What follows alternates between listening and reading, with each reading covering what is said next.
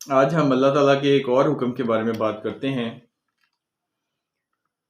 وَأَقِیمُوا الصَّلَاةَ وَآتُوا الزَّکَاةَ وَارْکَعُوا مَعَ الرَّاکِعِینَ، اور نماز قائم کرو اور زکوٰۃ ادا کرو، رکوع کرنے والوں کے ساتھ رکوع کرو۔ ناظرین، نماز اللہ اور بندے کے درمیان رابطہ ہے، اور ہم ابھی تک یہ سمجھ نہیں سکے کہ نماز کا صلاۃ کا مطلب کیا ہے۔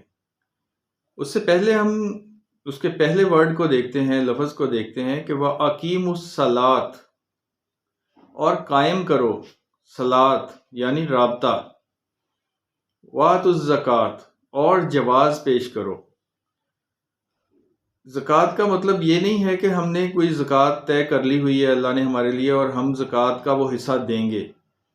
زکوٰۃ کا مطلب ہے جواز پیش کرنا۔ زکوٰۃ کا لفظ ہر بار نماز کے ساتھ ہی آیا ہے،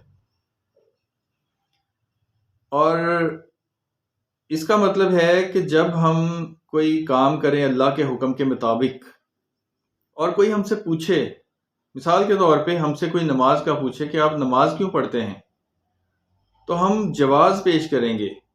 ہم اس کو بتائیں گے کہ نماز ہم اس لیے پڑھتے ہیں کہ قرآن پاک میں فلاں نمبر آیت ہے اور اس میں اللہ تعالیٰ نے لکھا ہوا ہے کہ نماز قائم کرو اور جواز پیش کرو، اور رکوع کرو رکوع کرنے والوں کے ساتھ۔ تو یہ ہم جواز پیش کرتے ہیں۔ کوئی بھی اللہ تعالیٰ کا حکم ہے اس پہ ہم چلتے ہیں، اور کوئی ہم سے سوال کرتا ہے کہ یہ تم کیوں کر رہے ہو، تو ہم جواز پیش کریں گے کہ یہ ہم کس لیے کر رہے ہیں، اور وہ بتائیں گے ہم اللہ تعالیٰ کی آیت۔ اس کا مطلب ہے ہم زکوٰۃ دے رہے ہیں۔ دوسری بات یہ ہے کہ نماز اللہ اور بندے کے درمیان رابطہ ہے۔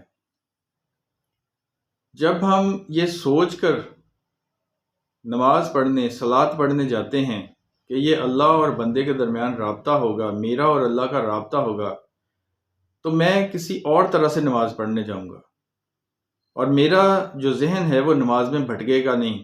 جیسے عام طور پہ ہم نماز پڑھنے جاتے ہیں اور ہمارا دماغ جو ہے وہ ذہن نماز میں نہیں ہوتا، ہم کہیں اور پھر رہے ہوتے ہیں اور ساتھ ساتھ نماز پڑھ رہے ہوتے ہیں۔ تو یہ اللہ کے ساتھ رابطہ نہیں ہوتا۔ ہمارا رابطہ تب ہوگا جب ہم نماز میں موجود ہوں گے اور ہم یہ خیال کریں گے کہ ہم اللہ سے ملاقات کر رہے ہیں۔ جزاک اللہ۔